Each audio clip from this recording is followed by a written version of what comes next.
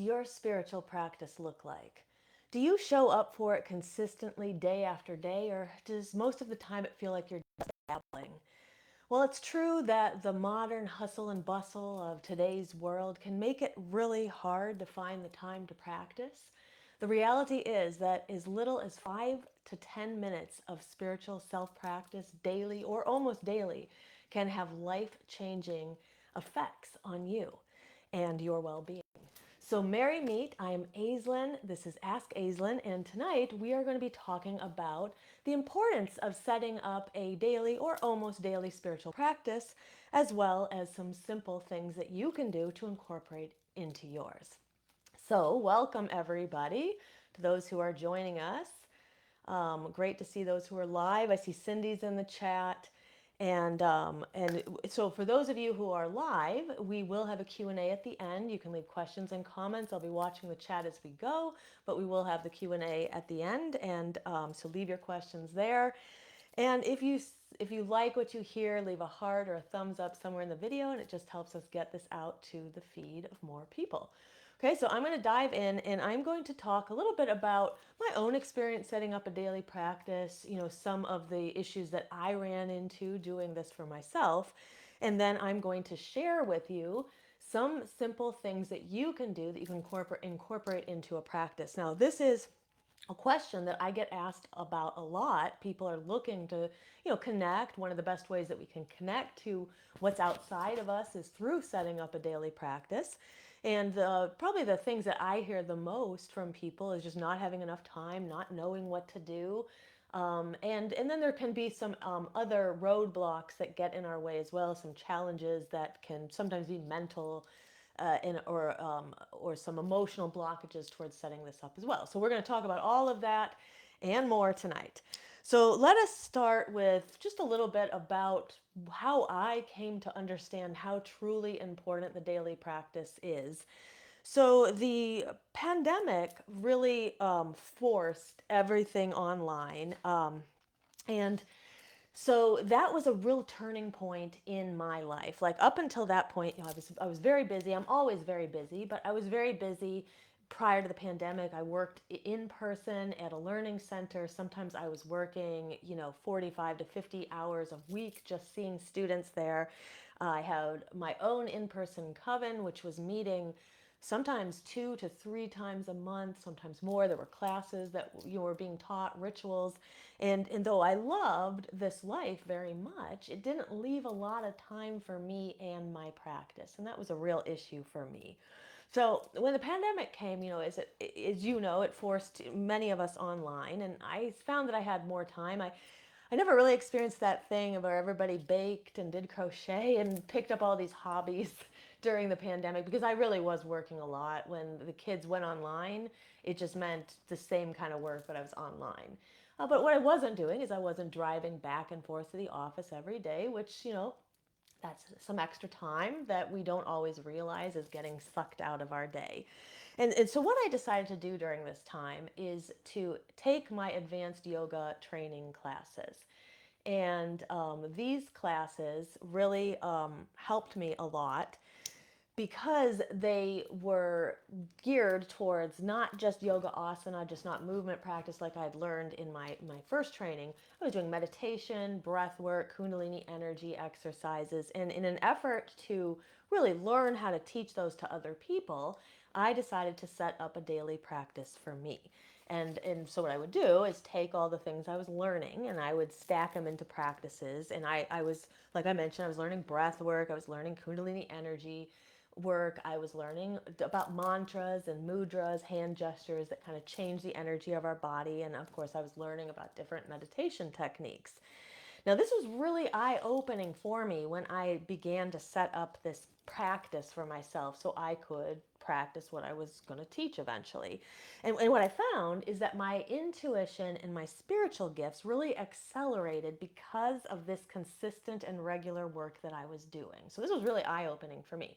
Up until that point, I obviously did yoga. I was a yoga teacher, but I never really was making a lot of time for this very dedicated practice because my life was just way too busy. And I'm sure that many of you guys can relate. So, to me, that is really what began to highlight the importance of the regularity. So, all practice helps. All practice helps, no matter what you're doing. So, if you are just doing things kind of sporadically, don't beat yourself up about it, because that kind of practice actually does help as well. But consistency is really going to be the key for you. Now, eventually, when everything began to open back up and my life shifted, I did find that it was more of a struggle to fit my practice in. And so that there would sometimes be this tendency to just do nothing if I didn't think I could do enough. And so we're going to talk at the end about some of the sort of specific and personal roadblocks and kind of obstacles that we can all face when it comes to setting up the practice. And everybody's going to have a different kind of way of looking at this. There's going to be different things that are in your way. But one of the things that was on in my way is I wanted to do everything right. I wanted to do it perfect. I thought it had to be a lot in order for it to make a difference. And so there would be times when I would do little to nothing because of that, because I didn't have the time. Maybe I would have been able to do a short practice, but I thought it had to be this bigger practice. And so I just wouldn't do anything.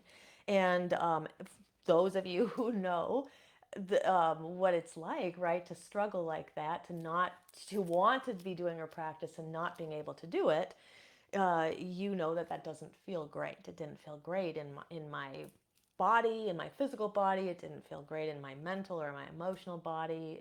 There's disconnection to spirituality because of it. Now, many of you know I'm an educational therapist in my muggle life, and I'm always helping people with their problems. So a lot of my students, they have issues with time management.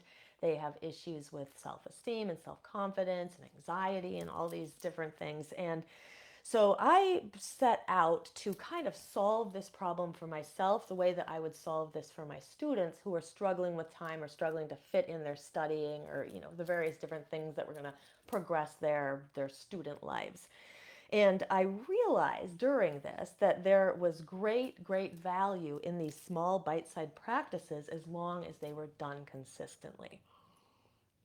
So I'm going to pause for a moment because I'm a little bit worried that this isn't actually broadcasting. I don't really see anything in the chat. So if anybody is here, oh, there we go. There, I can see the chat now. It always scares me when I can't see the chat, because I'm like, is anybody here? Is the microphone messed up? Okay, so I see a lot of people are here. Thank goodness. Okay, so saying hi, just pausing for a moment. I said hi to Cindy. I see Kurt is here too. Amy, Joshua's here. Hi, guys. Nancy and Jamie. And Missy is here. Hi, guys. So is anybody having trouble hearing it? Sounds like people are. I see Missy was saying she might be having a little trouble hearing the sound. So hopefully everybody's hearing it. Okay, and Sabrina said the mic is fine. Okay, very good. Okay, so I'll keep going then. Good. Thank you, guys. Okay, so what I found really with this, and goes for anything in your life, not just spiritual practices you're trying to incorporate, is that it's important for us to be realistic. So I've told this story once before about a student of mine named Sophia, who she was studying for the SAT, and that was back when more people were taking it. And she decided, she's like, I'm going to study for the SAT 2 hours a day every single day until the test. And the test was like, 2 months away. I was like, you're not going to do any of that, right? We don't want to set up these expectations that are not realistic, that we cannot actually complete, because then we're going to feel like we failed at the task. So we really want to take that down. Sophia, maybe study for 15 minutes on most days. That might be more realistic. 30 minutes on 5 days a week, right? So same goes with our spiritual practice. We don't want to set up something that isn't going to be obtainable, especially in the beginning if you're struggling to set this up. So don't try to tackle more than you can realistically do. This is why I recommend that people, especially those who are struggling to set something up and really be consistent with it, take 10 to 15 minutes and have that be the start. Even 5 minutes of a dedicated practice can make a big difference in your life. So if it comes to nothing or 5 minutes, we're going to choose the 5 minutes. But I know from we hope we'll choose the 5 minutes. But I know from my own experience that sometimes the other things get in the way. I think I need to be doing more. I think it needs to be bigger than it is. I'm here to tell you, all you need is 5 minutes. And I've told this to many people in our Shadow Seekers membership, and also people who watch our Ask Aislin videos, and those who have struggled with it. It's like sort of like giving you permission to not make this be so huge, right? You can do anything for 5 minutes. I'm sure we can all find time for that, right? Because that has been a big game changer for me, and it's been a big game changer for many of the people that I've helped. Okay, so I'm going to talk about all of this in a future mini course that I'm making. But until that time, I want to give you a few numbers to help you. I'm a math teacher, and numbers have always helped me. They're kind of anxiety relieving for me working with numbers. So hopefully this doesn't stress you out. Hopefully this makes you feel better. But there are 1,440 minutes in the day.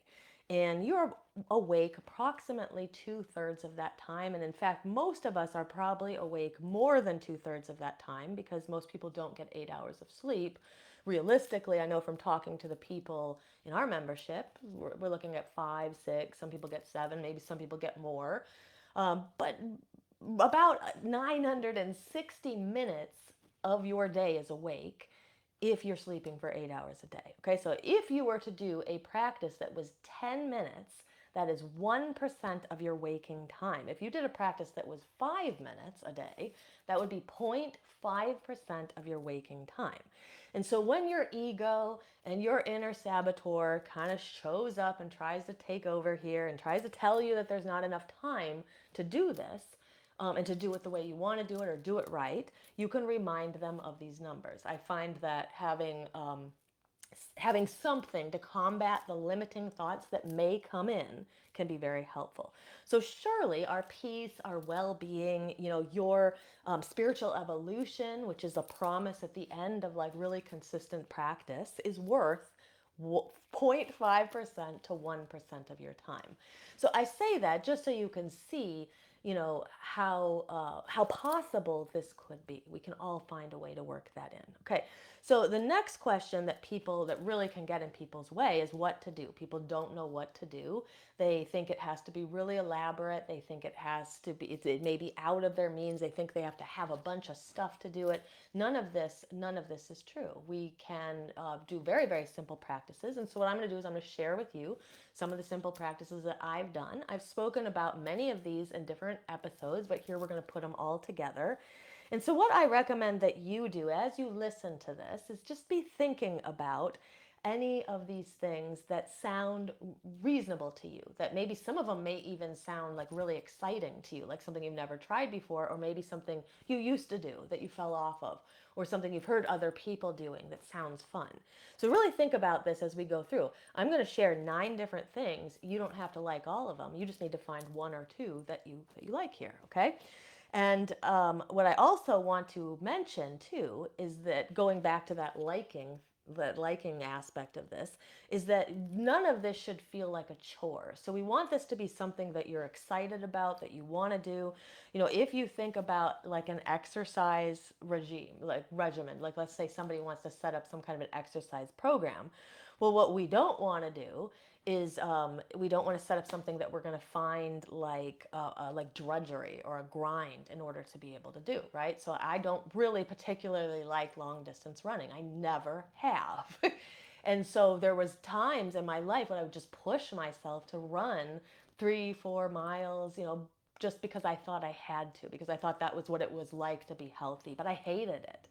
And so for me, I love climbing mountains. That is what I love. It doesn't even feel like exercise to me, but by God, it sure is, right? And so when you find something that you really love that doesn't even feel like work, it makes none of the issues that get in our way are really there anymore. Okay, so let us talk about these ideas and figure out which ones resonate for you. Which ones can you see yourself incorporating into your life? And as we go through too, put in the chat which ones you think sound good to you. And if there's some that you know of that I haven't thought of or haven't mentioned, we'd love to hear from you about that as well. Okay, so the first thing that can be really accessible to people is just drawing a card a day. So, like Oracle or Tarot card daily draw. Now, what I recommend when it comes to this, and this is especially true if you're like an experienced reader, and especially maybe an experienced reader may not even find this practice helpful, but maybe they will when they think about it in a different way. But what we essentially want to do is we want to find a deck that we're unfamiliar with the meanings of the cards. And for that, because of the way we're going to do this for our spiritual practice, if you choose this as one of yours, you want to find cards that have pictures ideally. So ones that don't really have pictures and symbols on them aren't going to work as well for this. So the deck that I have used for this practice is the um, the Psychic Tarot of the Heart. Now, the deal with this deck is that I don't really particularly like the book at all. Like, I literally could throw the book out because I don't resonate with it at all. And the deck itself is all about relationships, which isn't really something that I want to do readings on every single day. But the cards speak to me very much. Now, you might look at the cards and they don't speak to you. So it's important to find a deck where you're like, I really do resonate with the imagery on them. I feel like when I look at the images, I understand what the cards mean. Because the power of this is that we're using the power of synchronicity to choose the card. Now, we are not doing this in order to divine the future. We're not doing this necessarily even to learn tarot or to learn oracle cards. We're just doing this as a way to connect to the universe and see if we can get a conversation started with the universe as part of our practice. So what I also know is for people who are kind of either starting out with oracle cards or tarot, or maybe you've done it for a while but you don't really feel that you're very good at it. I find that with many things in our lives we rely way too much on outside authority. So the first thing we do before even thinking about what the cards could mean is we look it up in the book or we ask other people. So I really do recommend that whenever it comes to things like this, signs and synchronicities that you see out in the world, really pause and think about what it could mean to you first before you ask other people, before you go on the internet and look for the meanings. Ask yourself first what it could mean, and don't negate your intuition, your own gifts, your own way of connecting to the cards. So what I recommend people do is quiet yourself, and this can be just a very very simple 5-minute practice. Quiet yourself. Maybe light a candle if you want to. Maybe light some incense. Those things can very much help us get into the groove if we do that regularly. It's like fixing this groove in the mind that says, okay, when that type of incense is lit, I know that it's time to go a little deeper into myself, into my practice. So you'll do that, and then you'll choose a card, and you're just going to use the power of synchronicity, this idea that you know exactly what messages that you need to receive. Your higher self knows your path, it knows what you're here for, it knows the answers to your struggles, how to get past your blockages. And so you can ask a question if you'd like maybe there's something that's troubling you about the day or something that happened you'd like a little more insight into. Or you can just draw blindly and you just pull a card. What message does the universe have for me today? What message does my higher self have for me today? And then do not look at the book. In fact, I'd recommend with that deck that you're going to use for this practice, throw it out. Don't even look at it. And then just begin to see what's your first intuition when you look at the card. What is the first thing that pops into your mind? What do the symbols mean to you? Do you have any connection to the symbols on the card? That's why I recommend cards that have like a lot of imagery on them. And then what I would recommend doing, because that's only going to take you a minute, to pull the card, maybe less, then I would get a journal of some kind, or you don't have to call it a journal. You can just call it your daily log of your daily draws, and write down some of those things that are coming up for you. What maybe pull one image or one symbol off the card and write down a little bit about what you feel that could mean. And then maybe something that's going on in your life that the card might be related to. And if you do this consistently over time, you all of a sudden you're going to have sort of this log of all the cards you've drawn. You'll be able to see if different, similar ones are coming up, or the same one comes up repeatedly at different times of the lunar cycle. All these things that we couldn't possibly know if we didn't keep track of it. So I really like this practice, as a daily practice. I think too, and I'll talk later like about how you can stack your practices on top of each other, and you can do that, and then you can do something else as well if you have a little bit of extra time. But if all you have is 5 minutes, that is a great way for you to have a little simple daily practice. Not only to gain the insight from the universe and kind of connect to the universe, but also to really begin to foster your own intuition, your own trust in yourself. Okay, so that is the first idea. So is the daily draw. Now, the second idea I have is to do some candle gazing. So, candle gazing is something that a lot of people like, and you'll see too, all of these practices are designed that we could literally stack them. You can do a little candle gazing, and then you can draw the card. You can do some of the other things I'm going to say later, and then you can draw a card. But all of these also can be just done alone, and they can be done in about 5 minutes each. So candle gazing, for those who've never done it, it's usually called, I shouldn't say usually, it's called Tritaka in Sanskrit, and it's a special type of meditation. It can be a good type of meditation for those who say, I can't meditate, like you've tried what we might consider traditional meditation, and the mind is wandering all over the place, and it doesn't feel like it ever works. This can be a really good alternative for you. So in candle gazing, you want to lower the lights in the room. You're going to have a table that is about approximately eye level, so the candle can meet at eye level. I usually keep like something in the room on, like a salt lamp or a little night light, just so there's a little bit, but you can also be in utter darkness with just the candle lit. And then you begin to gaze at the candle. And when you're first starting out, it's not uncommon for your eyes to start to water, for the eyes to get tired. So you can close your eyes when you feel that, and then open them back up when they've rested for a couple of breaths. And then you just continue to gaze at the candle. And so sometimes what will happen for people is that images will actually come through for them during this, or words or phrases or insight or thoughts, or the answer to a problem that's been troubling you for a while. Essentially what we're doing is we're getting into this really receptive space. We're allowing the element of fire and bringing our attention to that fixed point. We're allowing that to all kind of open us up to what's coming in from the universe. All of these practices, that's what this is about. It's about you being receptive.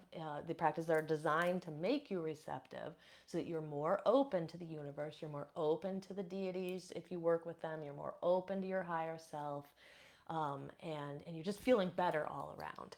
So I really love candle gazing. Now, when it comes to candle gazing, for the majority of people, you would do this for 5 minutes. That would be plenty when you're first starting out, maybe even just a couple minutes at a time until you work up to 5 minutes. Now, generally, people will tell you to not do more than about 10 minutes of this at a sitting. And also, if you do it all the time, if it's a really regular and consistent practice for you, then they also recommend that you take a break from it. So if you've done it for, let's say you did it for 2 to 4 weeks or something, maybe you would take a week off, and that's where you could do a different practice. And so this is just really to protect your eyes for the most part. But many people say that candle gazing can be good for your eyes. People say it can help with nearsightedness. As far as I know, I haven't really seen any scientific research to support that, but there is definitely anecdotal evidence. We also know that candle gazing stimulates the pineal gland, which means that people who are having trouble with insomnia can sometimes be helped with candle gazing, especially if they do it at the end of the day. And I also recommend that if you are trying it, don't immediately look at like blue screens right afterwards, which is why doing it at the end of the day can be good. You can just go to sleep afterwards, or just lie in the room and for 5 minutes in darkness after doing it before you kind of move on with the rest of your day or night. And I see Cindy in the chat. She's saying that she loves candle gazing, and she does it with mirror and with scrying as well. She's been doing it for a while now. And Sabrina says candle gazing is one of her favorites. I see Joshua here was saying, and a couple people were talking about lavender too, and that is an idea as well. Like I was mentioning with the incense or candles, you can also use essential oils that are known to make us more receptive, especially if you feel like it's hard to kind of sit down and be in the practice. If you want to use some essential oils like lavender, very calming and soothing. Another one, lemon balm, very, very calming and soothing. That can also be taken internally to kind of bring you into a more receptive space. There are other, clary sage, that's another very good one for kind of bringing us into receptivity. And then there are other things you can do too, like burning mugwort. So sometimes people will take that internally, but you can also get like herbal sticks that would look like a sage stick, except it's a bundle of mugwort, and they're fairly easy to find. If you can't find them, I know that Mountain Rose Herbs does carry them online for sure. So there are some different things that we can kind of bring in that will just help accentuate the practice. Okay, so the next idea is the walking meditation, and this can be done in a couple of different ways. So, like the traditional walking meditation is done in a straight line, and it's usually you want a space where you could walk back and forth from 10 to 20 paces. So people will do this in their backyard. If you have like a long hall in your house where you could walk 10 to 20 paces, that can be a great place to do it. You can do it in a park. I mean, you don't want to do it in a place where it's like a busy street that you can wander into, because you are going to try to get into sort of this meditative state as you walk. So when people do the walking meditation, generally you kind of make this intention. Okay, I'm going to be really focused on the meditation, or the meditative aspect of the walking, which means we're not going to be listening to music or podcasts or doing other things that are kind of distracting. We're really going to focus on the process of walking. And so what you'll do is you start by taking one step in front of the other, and you walk 10 to 20 paces in one direction, and then you turn around and you walk 10 to 20 paces back in the other direction, and you keep doing this back and forth. Now, if you're out in public in a park, it can look a little bit weird, but you know, I guess we can get over that too. People do Tai Chi and Qigong and things in the park. People are used to seeing people doing kind of practices like that. But if you're, feeling a little bit strange about doing it in public, find a space where you can do it near your house or in your house as well. Now, what I find is, what to do with my hands is I like to put my arms behind me. I actually grab my opposite elbows and kind of clasp my hands behind my back, which opens up the heart, especially if you're somebody who is often hunched over. This can be just a really good way to sort of open up the heart space, which is good when we're doing the walking meditation. And then you just see what comes up for you. I have solved many problems this way, like things that didn't seem like I could find an answer for.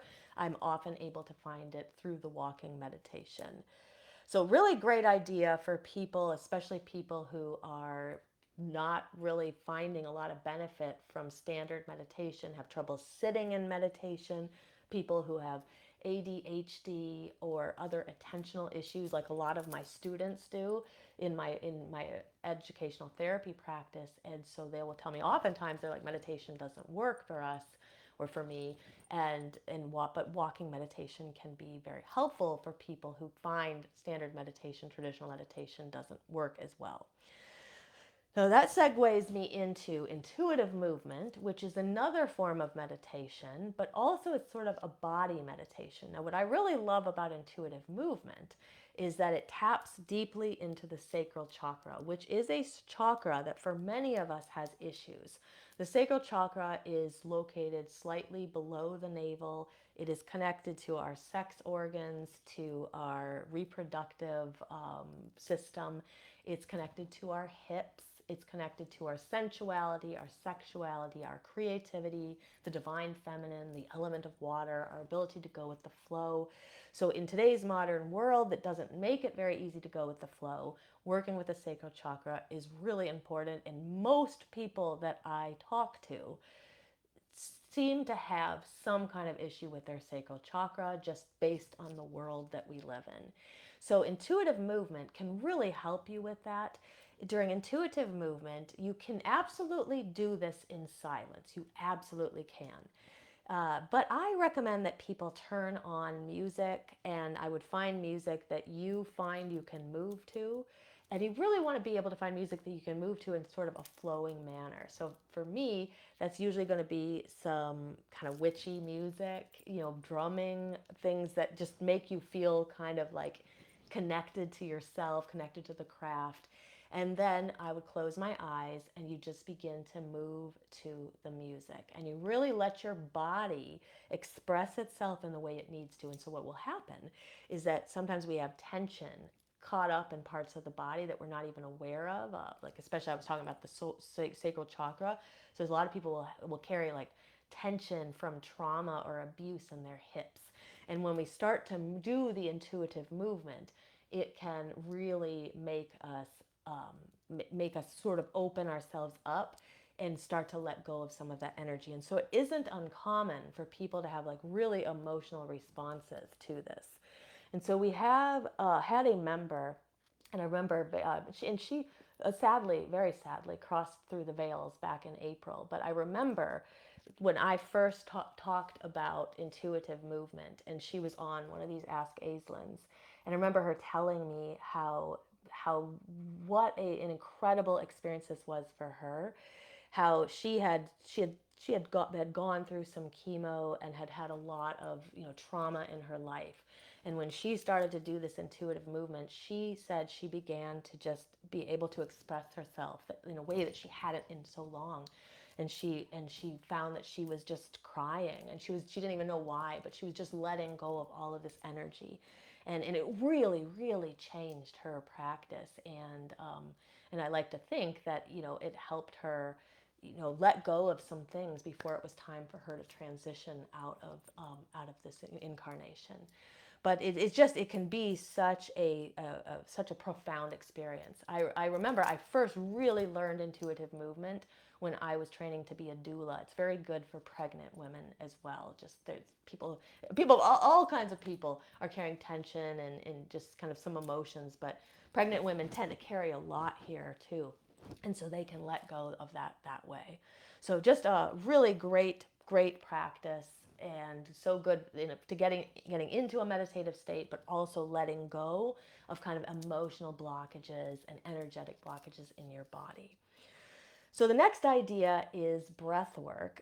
Breath work to me, I I think that in fact there's a post that I think is scheduled for our page in the next couple of days, and it talks about how like a witch who can engage in like a breath work practice can really take their spirituality to the next level.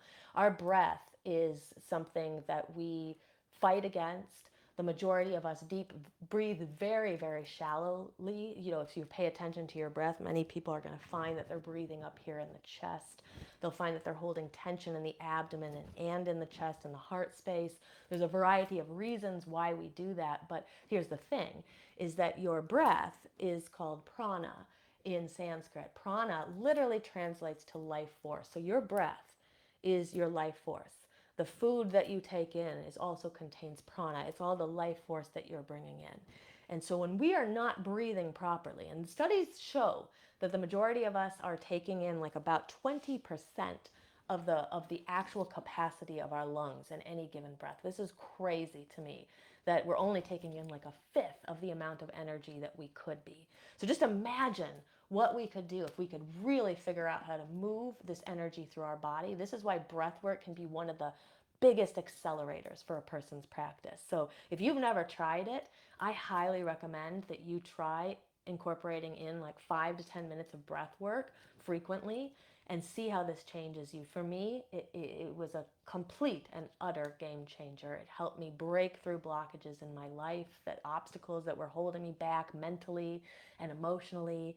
And there are even like witches, like Christopher Penczak, for example, will talk about the importance of breath work and moving energy, and how we can take practices from other places. Like he has studied a lot of Eastern practices where some of this comes from, and how this can be incorporated into the practices of Western witches, and how life altering that can be.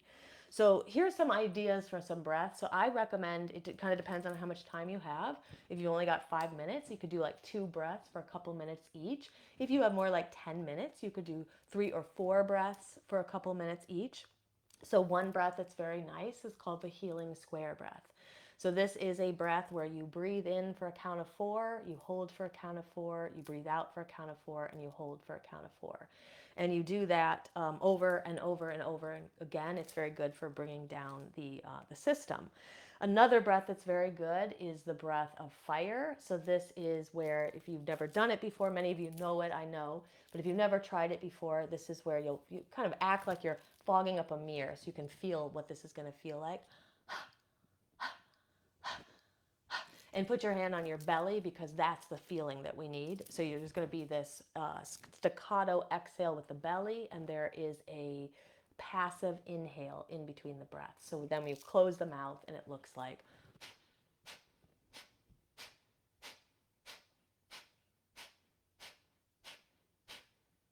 So very good for the solar plexus, great for moving some energy in the center of the body. One precaution here is if you are into the 2nd or 3rd trimester of pregnancy, it's just a breath that's not recommended, but these other ones that I'm going to share here are fine for anybody. So that is the breath of fire. That's an activating breath, as opposed to the healing square breath, which is a breath that helps to bring you down, bring your energy down. Now, there's also the lion's breath. This is a favorite of many people. The lion's breath is very good for getting rid of like anger, hotter emotions, like tension in the body, energy you just want out of the way. The breath looks a little strange, so you got to get over it, but it's very simple. You take a very deep inhale, and on the exhale, you're going to stick out your tongue and then make it with a hissing noise. You're going to exhale. So it looks like this.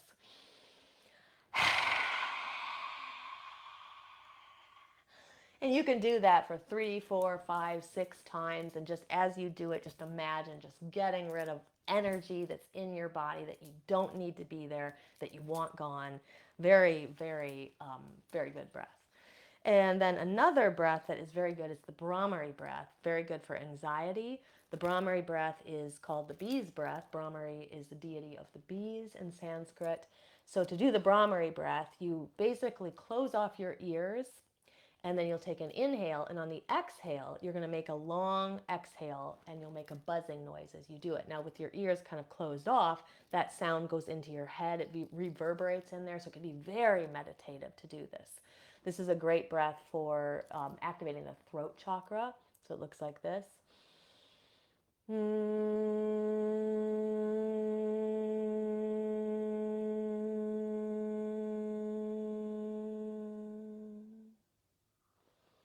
And then you take a breath and you would do it again. And so that's a very good breath also for people who have something that they need to say. Perhaps you have a speech you have to give, or you have something you need to say to someone, you're having a hard time finding the words, or you're worried about the conversation. Try this Brahmari breath for a few minutes beforehand, and it can really help activate your throat chakra and make it easier for you to speak and to speak your truth. Okay, so that is breath work. Breath work also has some great health benefits as well. It brings down your heart rate. It can bring down your blood pressure. It can help calm people and make them feel more relaxed. So just overall, lot of benefits. And like I said, it breaks up energy that's stuck in the body. And that brings us to Kundalini energy exercises like the breath work. This can actually be combined. So any of this can be kind of stacked up. You can do some breath work, and then you can do some candle gazing, and then you could draw a card. Or if you only have time for one thing, you just pick one thing. But this stacks nicely with some of these other things. So with Kundalini energy work, we're working to move some energy through the body. One of the easiest things to do is the shoulder shrug and the seated twist. Those are the two like kind of classic movements. So the first shoulder shrug, you just, on the inhale, you shrug the shoulders up, and on the exhale, you drop them down. Inhale, exhale, inhale, exhale. And I do it through my nose if possible. If you can't breathe through your nose, then you can breathe through your mouth. But the nose is definitely preferable if you can. So it would look like.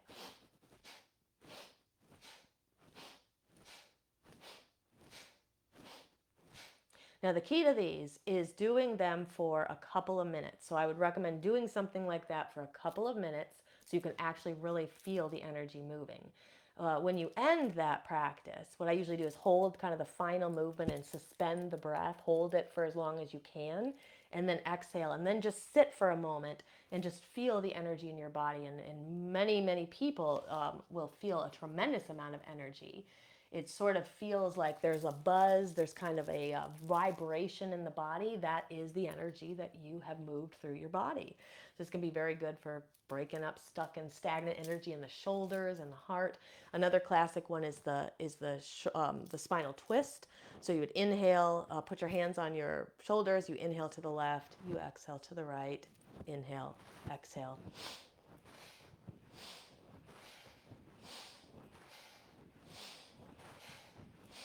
And like the other one, you're going to do that for a couple of minutes. So if you put these two together, you can quickly see how we can get a little short 5-minute practice. Now, same thing with this one. After you finish the last bit of it, you're going to, I would just kind of hold either to one side, or just you could scrunch your shoulders up again. You hold, you're going to suspend your breath as you hold one position, and then you exhale, and then just sit and experience that pranic buzz afterwards. And then another one that I especially like that I learned recently, to just bear with it because it looks a little strange. It's called bear claws. But it's so effective. This is a really effective one for pushing away negative energy. So if there's negative energy, negative emotions that you just want kind of out of your energetic field right now, this is a really good one. So you start by making kind of like, imagine that your hands are like bear claws made of steel. So we want them to be really, really tight.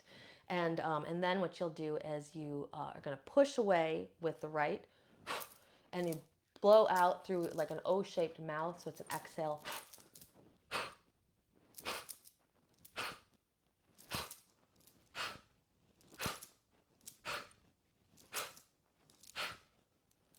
Now you can close your eyes, you can get really into it. It can be so effective. Sometimes people will do it for 10, 15 minutes. Wow, does that get rid of a lot of the negative energy around you. But for our practices, you can just do this for a couple of minutes, and you can add it to any of these other things. And you would do it for a couple of minutes, and then at the end, you want to sit and kind of feel what your energy field feels like. Okay, so that is Kundalini energy exercises. And by the way, too, I'm going to talk at the end a little bit about our Shadow Seekers membership, because we have videos that contain much of this in our Shadow Seekers membership for those who are interested in kind of taking it to the next level. But for now, these are all exercises and ideas that you can get started with right away, no matter what. Okay, so the next one is devotional singing or chanting. So I really like seed sounds. So there are a set of seed sounds that are for the chakras, the 7 chakras, and these can be really good at sort of balancing your chakras. So the seed sound for the root chakra is Lam. It's spelled Lam, but in Sanskrit we pronounce the A. So you can kind of bring your attention sort of to your root chakra. Did I say the sacral chakra? I meant to say root. I hope I said root. Root is Lam. So you bring your attention to the root chakra. It's the color red. And then you're just going to intone this sound, Lam.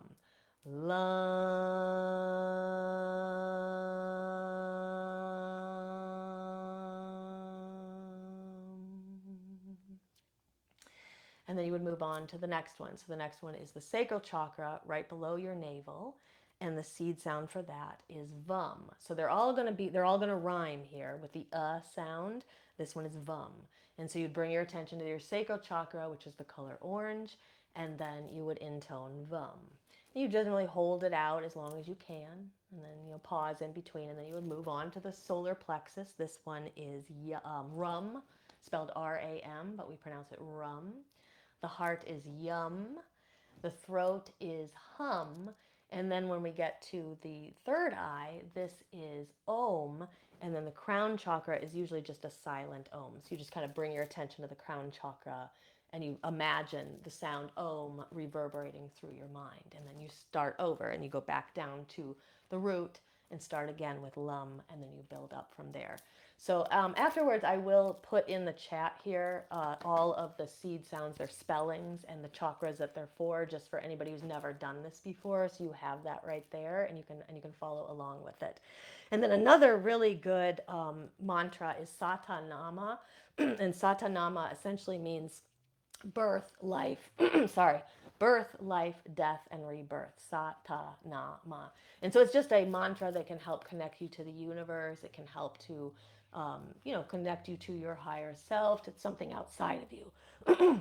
And so one way that you can do this is, I showed this in one of our yoga classes for shadow seekers last week. You can bring your thumb to your pinky. So this would be sa.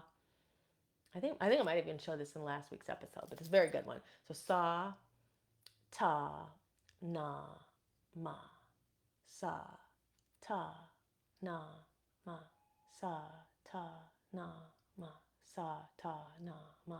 And you can go fast, you can go slow, but it can also be a really good mantra to just kind of connect you to what's outside of you. And you could do that for a few minutes, and you could do the seed sounds, and then together you would have a 5-minute practice.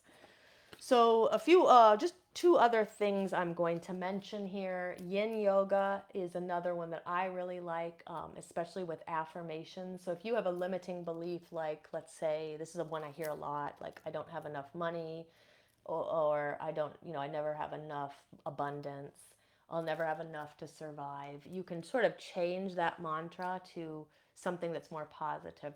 Because remember, when we have a limiting belief in our minds and that repeats and repeats and repeats, that's kind of like a mantra. It's like an affirmation, but you're just repeating a negative one.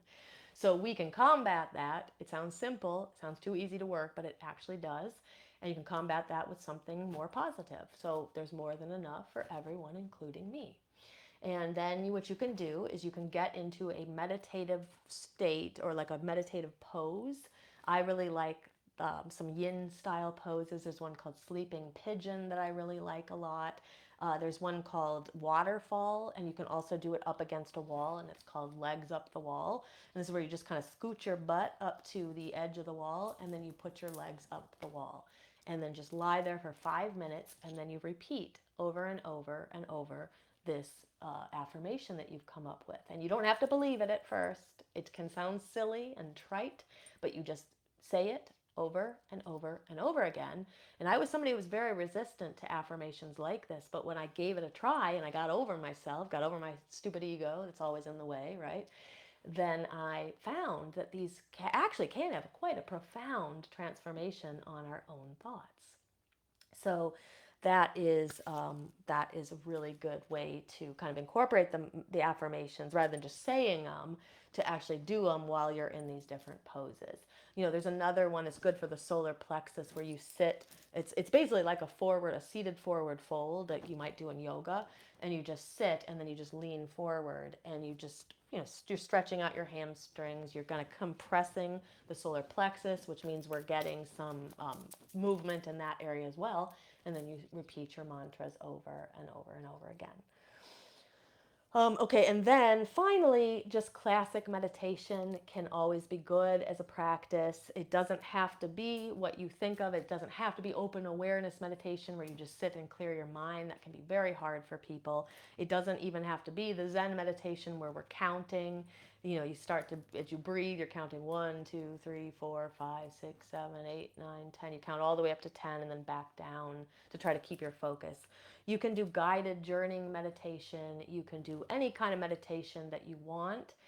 What I will say is, a person who's having trouble with meditation may find that if they do some of these other things first, like the breath work or the Kundalini energy work or the intuitive movement or candle gazing, walking meditation, any of that stuff first can actually greatly help make you more receptive to meditation. So if you're having trouble with meditation, you can't lie still long enough, you just can't, your mind won't stop enough to listen to the guided meditation, try one of the other practices first, and you may find this shifts things for you. It can be a really big game changer for people.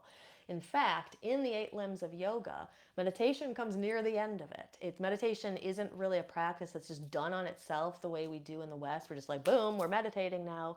It's usually a step-by-step process to get people into the receptive space of meditation. So if you're having trouble with meditation, just know you're not alone, and there's explanations for it. It could be that you need to try something else first and then get into your meditative state. Okay, so I hope that that will help you. I hope it gives you some ideas. What I recommend is if there's things on this list that you've never tried before, try it. Try it for a week. Try it for 2 weeks. See how it goes. What's the worst that can happen, right? We've got nothing to lose, right? We only have to gain. And maybe you'll find that some of the practices just don't work for you. You're not into it.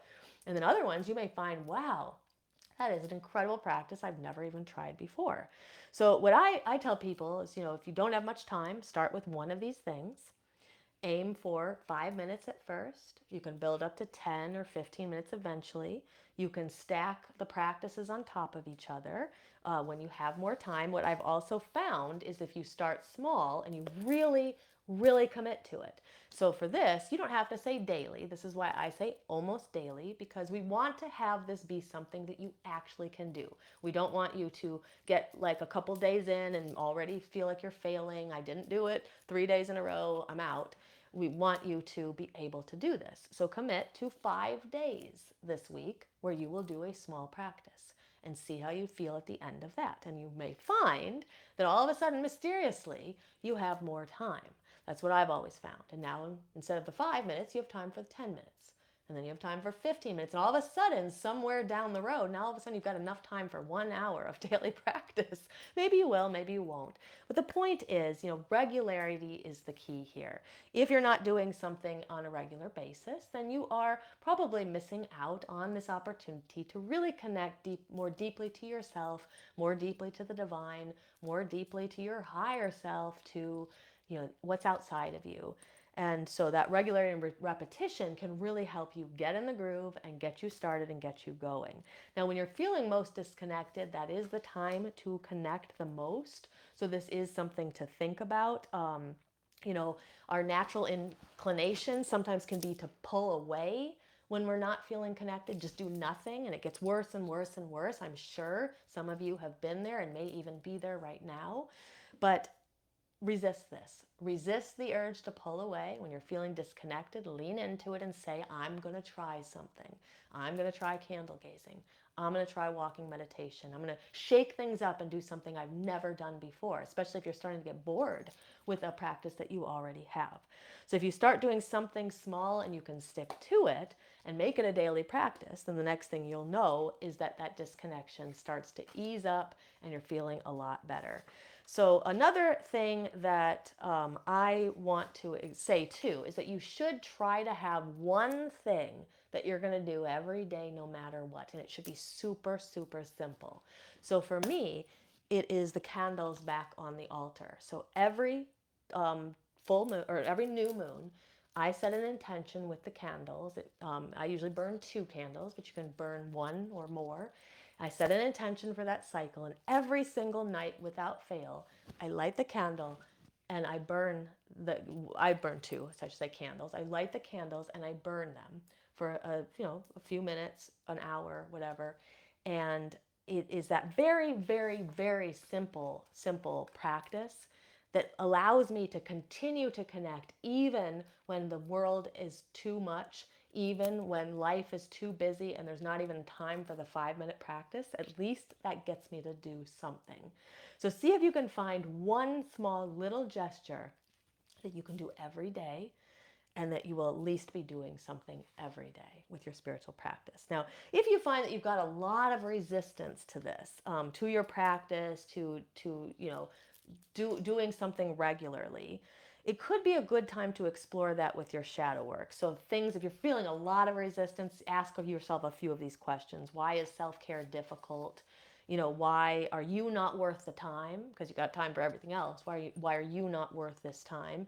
Do you have any religious trauma that it could be contributing to your resistance? Who in your life growing up didn't prioritize themselves? So these are all some questions that you can ask. Do you believe that what you do can make a difference? That can be a big one. So if you answer no, I don't think it'll even help, then you should really explore your ideas of self-worth, self-belief. If you want to take all of this deeper, we have a place where you can do that. That is our Shadow Seekers membership. Now we are open until Thursday, 9/5, so there's 2 more days we're open. And we would love to see some of you as the newest members of our Shadow Seekers family. We have alignment practices, which are videos that you can watch, and they will show you how to do some of these practices. We also have weekly live yoga and Kundalini energy work classes that people can attend or watch the replays in.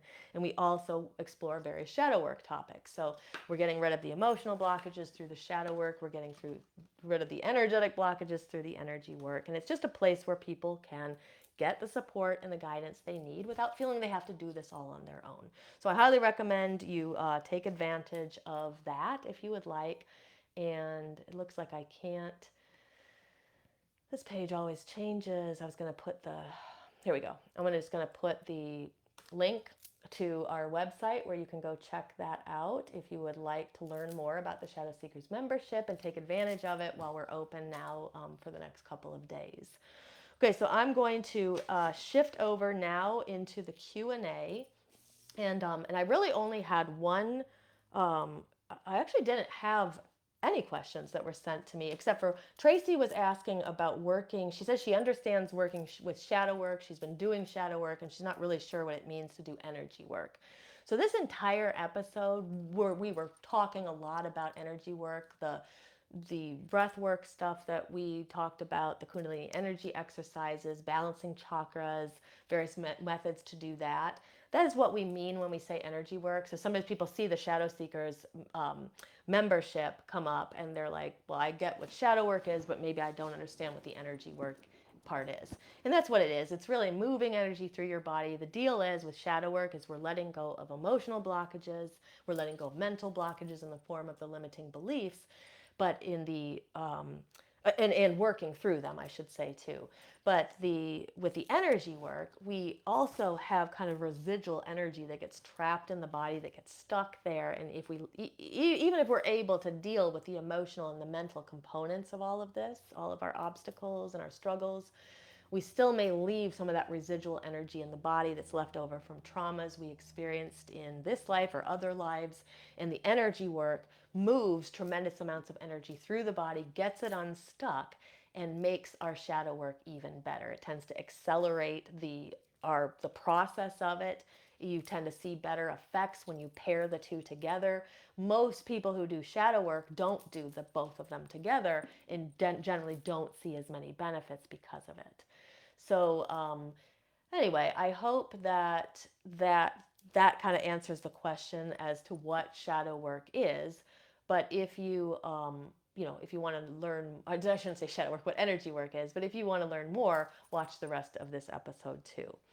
Okay, so let me go into the chat, and I just wanted to see if I can.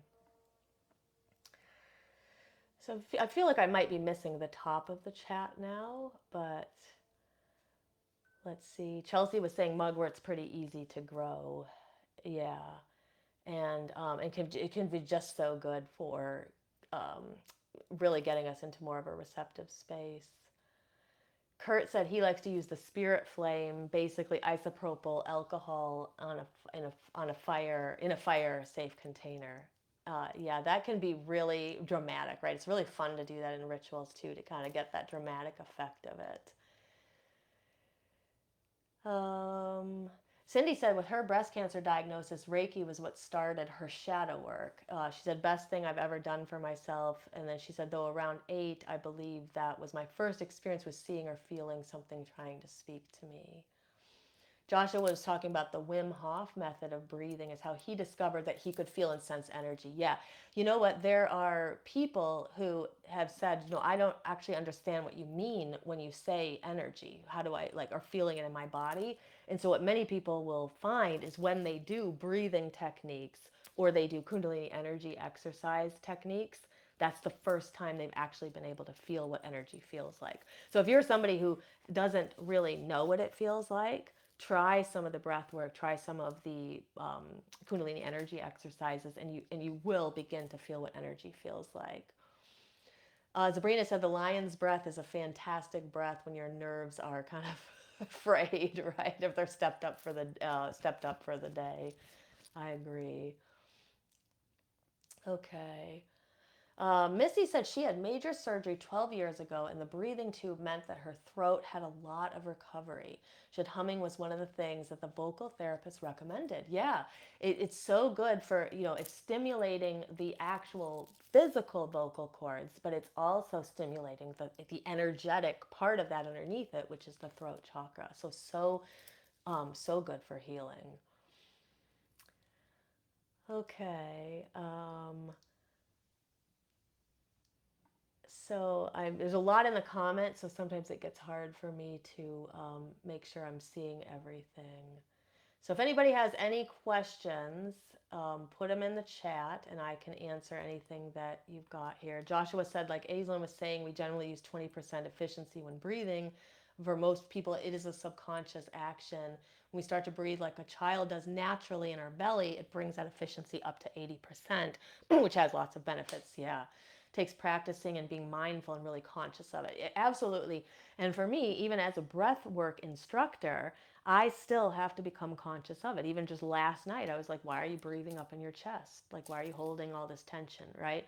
So we have to constantly be reminding ourselves because we have chosen to incarnate into a difficult world that doesn't make it easy to be spiritual beings, right? So we have to remind ourselves to relax. And what I have found, though, is that when you do the regular breath work practice, it makes it easier, like Joshua was saying, to be mindful of it, and you'll become more mindful of it when you do this regularly. Okay, let's see here. Joshua said, I see scrying was mentioned a couple times tonight. I don't know much about it or how to do it or how it works. Could you give a quick rundown overview? Sure. So scrying, different ways that you can do it. One of the ways that's kind of classic is people will do like mirror scrying. So you can make a black mirror. You can buy them. You can absolutely buy a scrying mirror if you want to, but they're very easy to make. They are you can get a picture frame with glass, a glass like that you would put a photo in, and then what you want to do is paint the glass black. And so people will say that some people say it doesn't matter the color or the type of paint that you use. Others find it more effective if they use like a matte paint instead of a shiny paint. But you'll paint the glass and then you put it back into the picture frame, and now you actually have a scrying mirror that you made for just a couple of bucks rather than having to pay for one. And then essentially what you do is what I like to do is I like to dim the room like we were going to do candle gazing. Usually you'll have like a candle there. You may actually start out with the candle gazing. That's how a lot of people like to do it. And then you begin to gaze into the mirror. And what some people will find is that images come forth for them. And other people, oh God, I don't know what's wrong with my throat chakra today. God, come on, huh? What many people will find is that they they may see images in the mirror. Others may see kind of images in their mind's eye. Still others might find words or phrases going through their mind. And so all of that, we want to pay attention to those things because that is important information that may be coming through from the universe, from our higher selves. And then other people do it as a form of divination as well. So they'll ask questions and then they'll look in the mirror and they'll see what they see. But can be a really effective practice. And I'll see if I can find a tutorial on how to make the black scrying mirror, and I'll post it here as well for anyone who's interested. Jamie said she's basically been doing shadow work and energy work since she was a kid.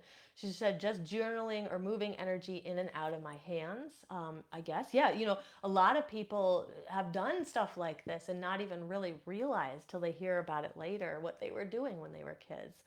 And then she said making balls from it, yeah, making the balls of energy, that kind of thing. And yeah, it's very good to get back into it. It's so interesting too what we naturally do as children that can be so so effective. Like we didn't even know what we were doing. If we get back into doing some of the things we were doing when we were kids, that can be really really effective.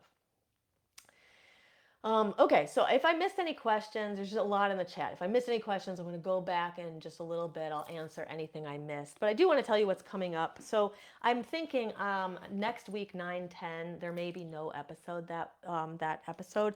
I don't actually really want to compete with the presidential election, or not presidential election, the presidential debate, which is at the same time that I would be doing Ask Aislin. So I don't want to compete with that. I want people to be able to watch that if they want to. And I just know it's going to change the algorithm of Facebook anyway when that's going. So I'm thinking of skipping that episode next week, but we'll be back on 9/17 for the Mabon fall equinox episode because the fall equinox is coming. Equal day, equal night. It's all about balance, right? So we're going to be talking all about that. And then on 9/22 we have our public Mabon, which is Thanksgiving ritual. Now this ritual is for our Shadow Seekers members and for our coven. You guys all have free tickets to it. It's part of your membership. But for those who want to join us from the public, we will be offering tickets to that as well. So as we get a little closer, watch for some posts, watch for some more information about that and how you can join us. And then I also wanted to let you know, if you're not already on our mailing list, I'll drop a link below afterwards that has a place where you can go. You can sign up for our mailing list and you'll get our free guide, The Witch's Guide to Shadow Work, sent to your email. And then every week you get emails on different topics. You'll get the replays of these Ask Aislin sent directly to you, so you never have to miss them. So yeah, so definitely sign up for our mailing list if you're not already on it. And then you'll also always be in the loop when we have these rituals and different things that are coming up, different events that we're hosting. All right, well, I am going to jump off now. It was great spending the time with you tonight, as always, and I will see you very soon. I am looking for some ideas for the episodes later in September for 9/24 and 9/31. So if anybody has any ideas of things they'd like me to talk about or feature in a future episode, let me know. If you like what you hear, definitely leave a heart or a thumbs up so we make sure we get this out to the feed of more people. And if you are watching back on YouTube, make sure that you subscribe to our YouTube channel, Body, Mind, Witchcraft, so you won't miss a single future episode. All right, until next time, blessed be.